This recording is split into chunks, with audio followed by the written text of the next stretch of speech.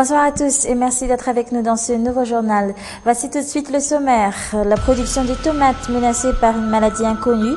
Les agriculteurs n'ont pour l'instant aucune solution pour sauver la production.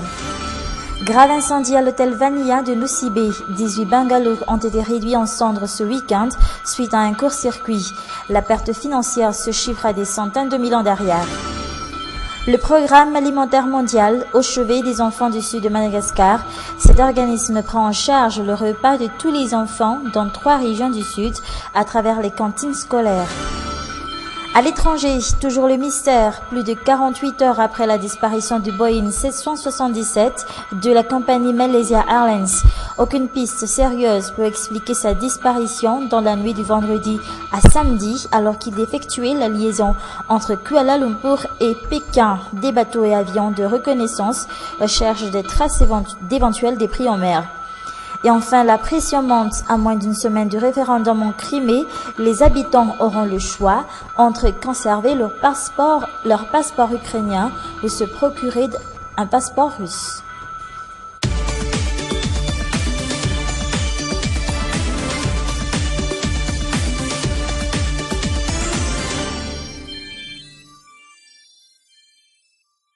Comme je le disais tout à l'heure dans le sommaire, la production de tomates est actuellement menacée par une maladie inconnue.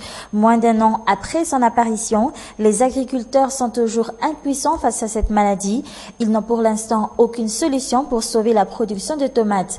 Armis Rakudbe et Yves Janel ont mené une enquête à ce sujet.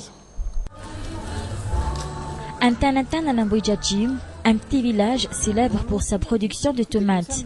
Mais depuis plusieurs mois, une maladie inconnue menace la filière.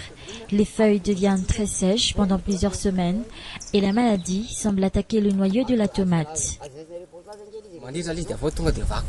La tomate se fissure d'elle-même à cause de cette maladie.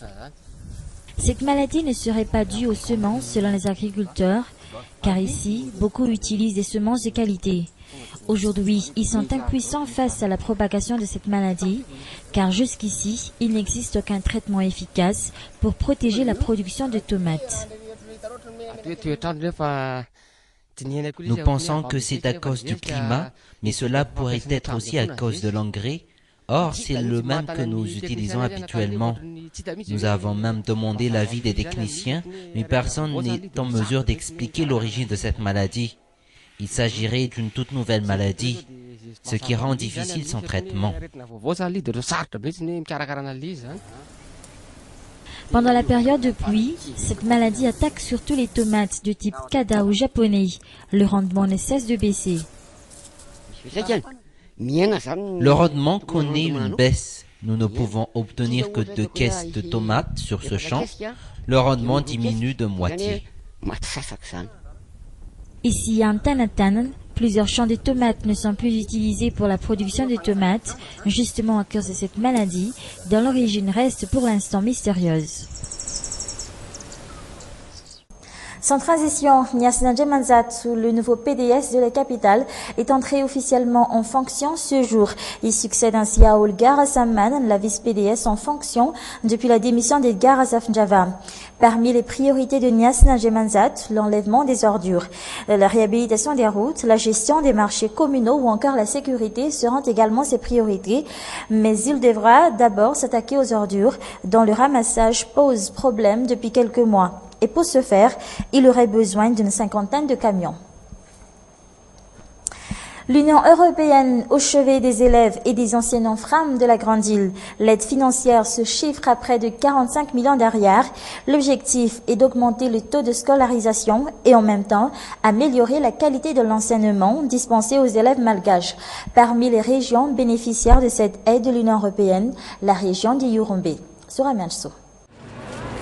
Ici, dans le district d'Ius, région d'Iurumbe, chaque parent d'élève doit payer pas moins de 30 000 arrières pour scolariser son enfant. Chaque élève a besoin d'au moins 10 cahiers par an, mais dans la plupart des cas, il ne peut les avoir tous, faute de moyens. Ce qui n'est pas sans conséquence sur ses études. Les enseignants rencontrent aussi d'énormes difficultés avec ce manque de fournitures scolaires.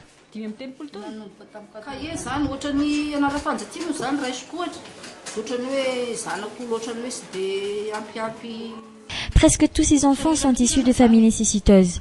À la rentrée, ils ont besoin de 10 cahiers car on a beaucoup de leçons à apprendre, mais certains élèves n'ont que 2 cahiers à la rentrée et ils écrivent toutes les leçons sur ces 2 cahiers en plus des exercices. Et cela a rendu mon métier très difficile au début.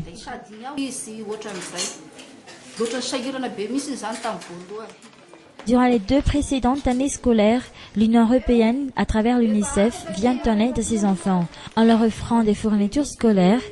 Même si le problème n'est résolu qu'à moitié, ce programme a déjà porté ses fruits. Dans cette école primaire publique, le nombre d'élèves dépasse largement la capacité d'accueil de l'école. Durant la dernière année scolaire, nous avons eu pas moins de 700 élèves et aujourd'hui, ils sont plus de 850. Je peux dire que nous avons atteint notre objectif et nous serions vraiment ravis si ce programme d'aide se poursuit car il aide les parents à avoir toutes les fournitures scolaires dont leurs enfants ont besoin. Depuis la mise en place de ce programme, les élèves semblent plus motivés à aller à l'école, tout comme les parents, mais surtout les enseignants. Ce programme d'aide prévoit également un budget pour les enseignants femmes. Aujourd'hui, je suis mariée et j'ai 4 ans et ils sont tous scolarisés. Et pourtant, je ne reçois que 30 000 arrières du FRAM en guise de salaire. Mais comme c'est un choix de faire ce métier, je suis restée jusqu'au bout et actuellement, on nous donne des subventions. L'Union européenne prend en charge les 4 mois de salaire des enseignants femmes pendant une année scolaire à travers un programme de l'UNICEF, soit 110 000 arrières de subventions par mois pour chaque enseignant. 12 régions de la Grande Île sont concernées par ce soutien de l'Union européenne, inclus dans le projet GAP Financing, dont le financement global s'élève à plus de 45 millions d'arrières.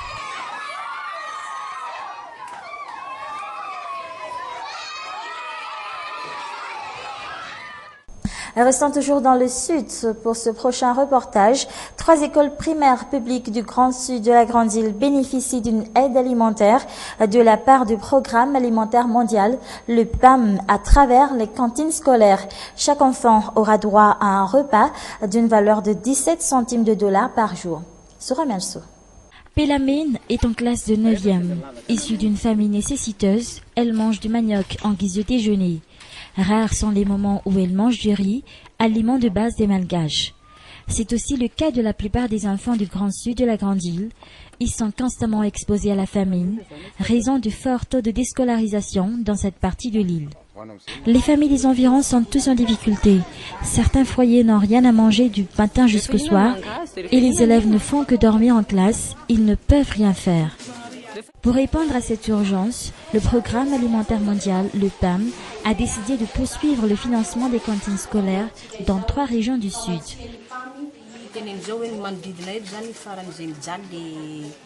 Ces enfants peuvent ainsi manger du maïs et du haricot rouge à midi, des aliments nutritifs pour ces enfants vulnérables. Les parents apportent leur contribution en préparant ces repas tous les jours. Nous préparons le repas chaque semaine, du lundi au vendredi.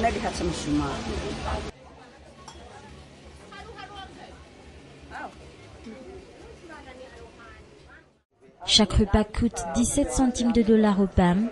Un tiers de ces produits sont achetés à Madagascar.